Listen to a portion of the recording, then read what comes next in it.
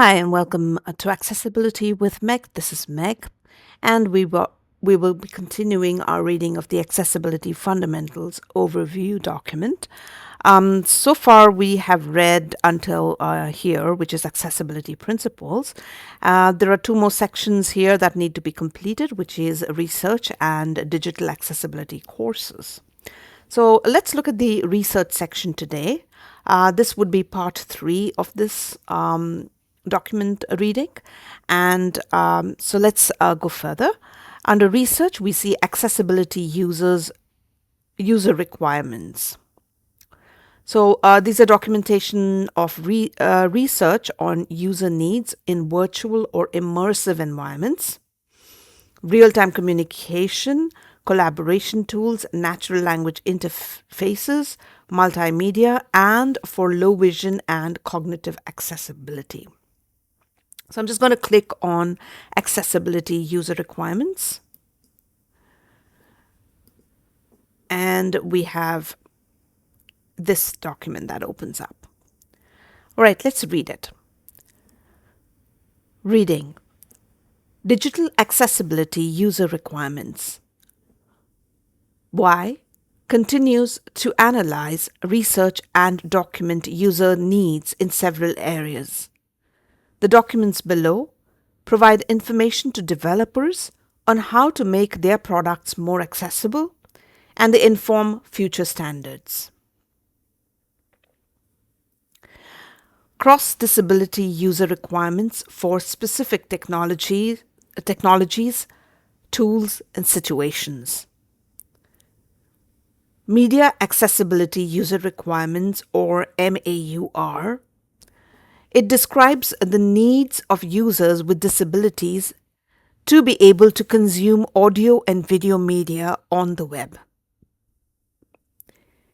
A MAUR updated working draft is in progress. Learn more from the more blog posts. Okay, I will not be clicking through these as of now, but because we need to complete this document and go back to the fundamentals and continue from there. We will get into the details of this when we address each of these individually. Moving further, synchronization accessibility user requirements, or SAUR, for multimedia. Addresses synchronization of captions, sign language interpretation, and descriptions in audio and video media. Media needs to be synchronized to very specific limits in order to be understandable. So there is a blog called the SAUR blog as well, like the MAUR. It is the Media Accessibility User Requirements. And SAUR is the Synchronization Accessibility User Requirements, both for multimedia. XR Accessibility User Requirements. This describes user needs in virtual and immersive environments. And the blog is the XAUR blog. So there are different blogs here, which will give you more information about these. Let's click through. I'm just opening the Media Accessibility User Requirements blog, and it looks like so.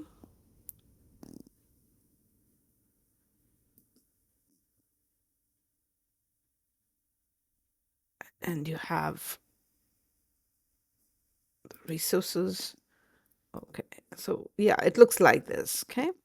We will not go into the details of this. Let's see what the SAUR blog looks like. And the synchronization accessibility user requirements looks like so. And then you can just read this as it's growing. Interesting. Okay. Reading further, the RTC accessibility user requirements, or the RAUR, it describes user needs for real-time communication, RTC. RTC enables instantaneous applications for video and audio calls, text chat, file exchange, screen sharing, and gaming. Wow. Collaboration tools, collaboration tools, accessibility, user requirements. Describes user needs in tools that support for one or more specific collaborative features. These features include real-time editing of content by multiple authors and use of comments or annotations and revision control. Then we have Natural Language Interface Accessibility User Requirements, or the NAUR draft. This addresses situations where a user and a system communicate via a natural human language. The user provides input as sentences via speech or other input, and the system generates responses as sentences delivered by speech, text, or other modality. Learn more from the NAUR blog post.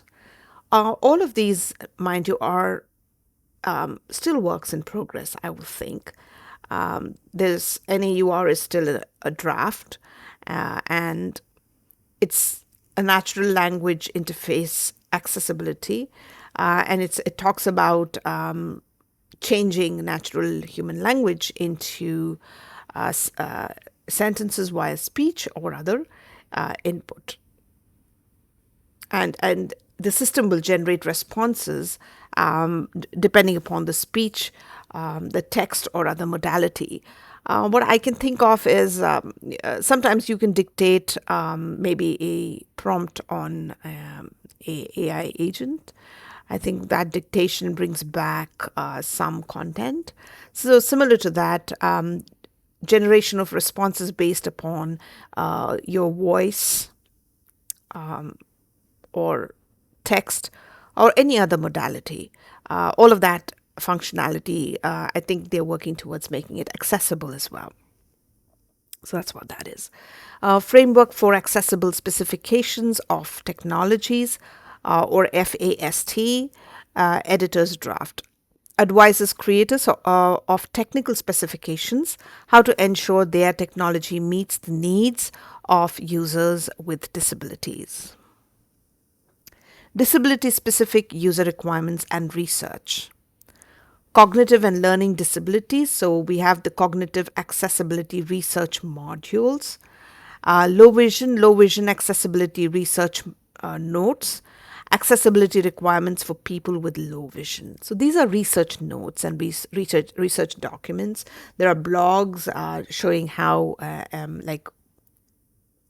to work with different cross-disability user requirements that are specific to certain technologies, tools, and situations. And you have this entire, it's like a research collection of content that you can access. Going back to the accessibility fundamentals page, we have under research, Artificial Intelligence or AI and Accessibility Research Symposium 2023. Now, this contains summaries, transcripts, and videos of international symposium exploring the positive and negative impacts of artificial intelligence on digital accessibility. So these are all under research, so that, it's all work in progress. It's things that are happening currently, and they're finding ways to make AI more accessible. So this is a symposium. They have different panels. If you see, there's introduction, there's a opening keynote, the different panels, and what the topics. There's a closing keynote and conclusions. So this is a very good read. I'm not going to go into the details of it right now, but it's good to come here and read this and understand how accessibility is working with AI requirements and vice versa. Okay. Going back to the fundamentals, we have, we're going to continue reading. We've just read research. The next section is digital accessibility courses. So, Digital Accessibility Foundation's free online course, it introduces a self-paced course from W3CY for developers, designers, UX writers, managers, advocates, designed for technical and non-technical learners, including students, instructors, professionals, and people with disabilities. It is a free course with an optional certificate. Let's open this course. I like courses. So when you come here, it's a Digital Accessibility Foundation's free online course. It gives you all your information, who this course is for, what you can get from this course. There is a section with the course syllabus covering web accessibility, any challenges, people and digital technology, the why behind accessibility, basically, principles, standards, and checks. So, what are the guides? What are the just understanding and how you can check for accessibility barriers, etc., is right here in this course. The duration is 16 to 20 hours to complete for most people. It is listed as a 4 weeks of 4 to 5 hours effort per week. It is a self-paced program, and so it's also free. It's a good idea to do this. That's great. Okay. Oh, and it's provided by, I missed that.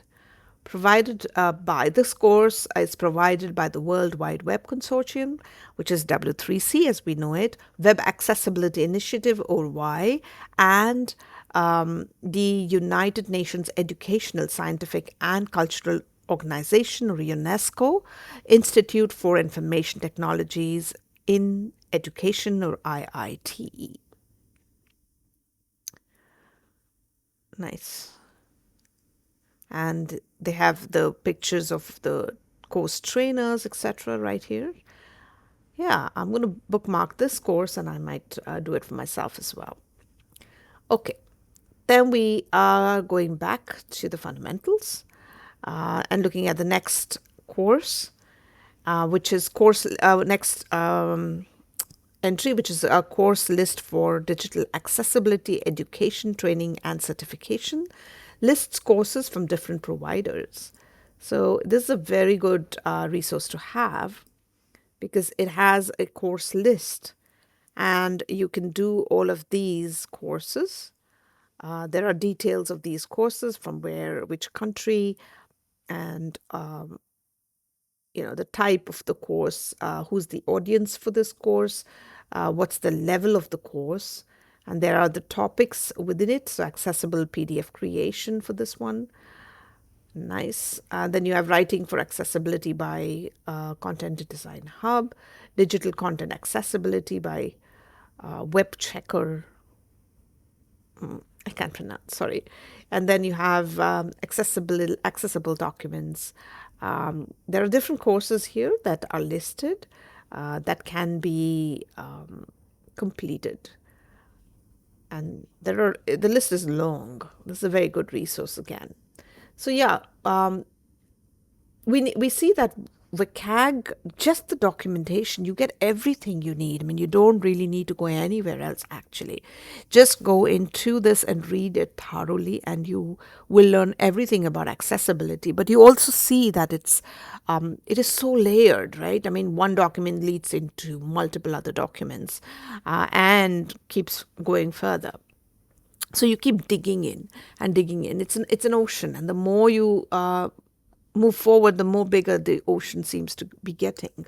But the best way is to actually just go through all of this little by little, consuming it little by little, so that you can understand and complete this expansive amount of content and information that has been provided and so nicely put together by the W3C. So, yeah. I'm going to stop this because we have completed the accessibility fundamentals overview here. Yes, so that's a good thing. And I'll see you again tomorrow. Until then, thank you so much. And let's take this further and go further into reading tomorrow.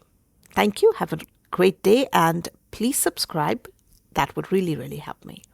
See you. Bye-bye.